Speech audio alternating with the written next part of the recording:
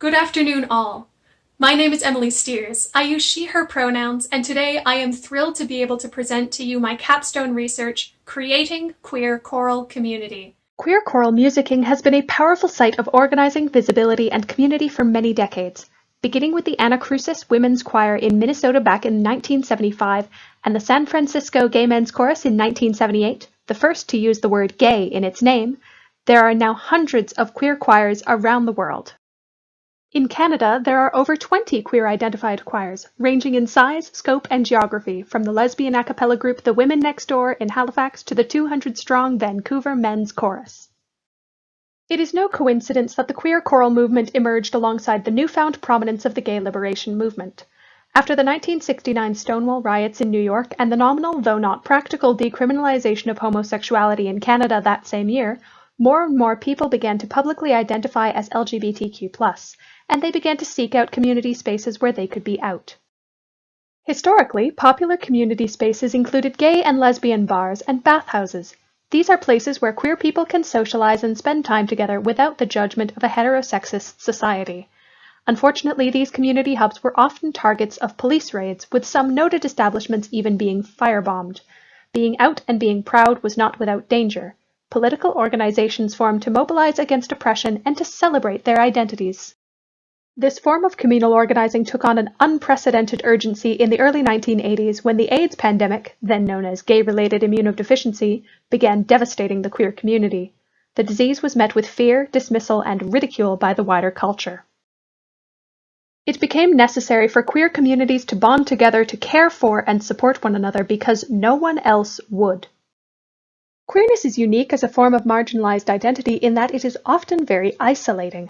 Unlike other marginalized groups, it is entirely possible for a queer person to be the only queer person in their family or social circle, and potentially face rejection and violence from within their communities. Even finding connection with others who share a similar experience and identity can be immensely difficult.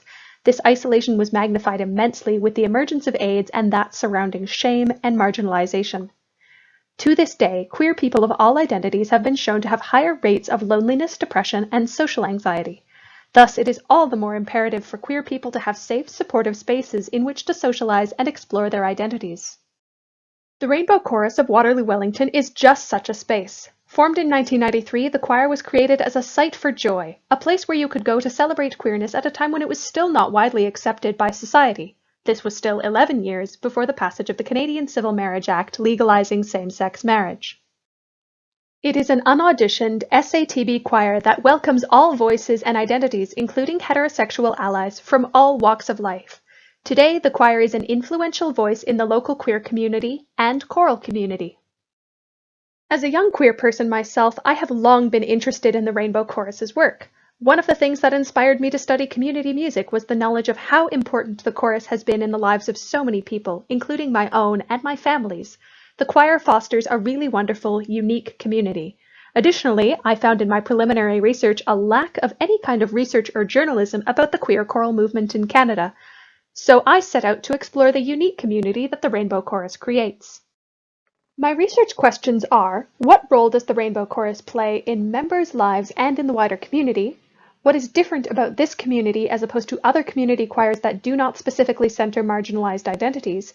And how does the Rainbow Chorus build, maintain, and support itself and its membership? I approached these questions using a mixed methods, grounded theory approach. I conducted an online survey of the Rainbow Chorus membership as well as several other local community choirs as a control. I then did interviews with self-selecting participants from the Rainbow Chorus. The survey included quantitative data and qualitative, open-ended questions. Throughout my analysis, I was astounded by how thoroughly the choir demonstrated every principle of community music. It is a social and artistic innovator, creating new spaces for people to be and pushing our understandings of human relationships. It is an intergenerational space, which is so rare in our society and uniquely valuable within the queer community. The choir is part of a tradition of musical activism, serving the committed, educating, converting, and mobilizing. It contributes to the wellness of its membership through tangible support, non-judgmental attitudes, and an accessible framework. Members are eager to engage in ongoing learning. The choir is contemplative and reflective, with rituals and community practices, and holding space for difficult conversations. They are also immensely collaborative. Decisions are made with the input of many diverse perspectives, and they are keen to collaborate and network with other musical groups and local artists. The choir is inclusive. All are welcome if you enter this space with a spirit of respect and empathy. Interpersonal learning happens informally, in small moments of connection and honoring each other's ability.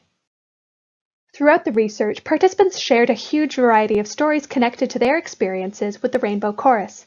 People talked about the challenges in the early days of choir and finding recognition, and also the difficulty of recent struggles within the community and how the choir has tried to heal from that.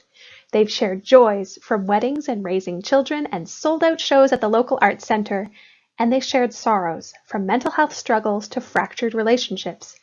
I struggle to find a theory that would do right by all of these stories, connecting them all without neglecting anyone's experiences. I eventually settled on the theory of queer utopian musicking, expounding on the frameworks put forward in Christopher Small's Musicking and José Esteban Muñoz's Cruising Utopia. Queer utopianism is a term from queer theory that describes a movement towards a society where the full diversity of human expression and relationship can be explored and celebrated without judgment or fear. It imagines a time and space wherein our presumed reproductive capabilities, self-expression, and desires are not central defining aspects of our personhood, determining our legal rights and social status. The choir's role in this is a counter-storying practice, telling our stories to combat the dominant cis-heteronormative social narratives. It pushes back against the silencing and censorship of queer voices, providing a space that gives us back agency and full personhood, a space to explore the manifold possibilities of human connection. Christopher Small uses the term musicking to describe music as a process, a verb rather than a static object. He writes, "Musicking shows us ideal relationships, affirming ourselves and anyone listening. Through the act of collective music making, those taking part are, in effect, saying to themselves and anyone watching and listening, this is who we are. Who we are is how we relate to each other." These relationships and forms of self-expression are lived out through repertoire choices, gestures of affirmation, and moments between members, in performance and rehearsal and day-to-day. The choir plays a huge variety of roles in members' lives, from support system and social contact to creative outlet and a place to experiment with authenticity. In the wider community, they are ambassadors, a thriving representation of queerness in the Waterloo-Wellington region. This community is different from other choirs in large part because it is an intentional space. It was created by and for LGBTQ+ people, and it takes its mission of being a safe space very seriously. The choir resists the pull of assimilation into the dominant culture, instead celebrating the diversity of its membership. The Rainbow Chorus engages in queer utopian musicking, where the full spectrum of human expression, desire, and experience is explored through the interface of choral singing.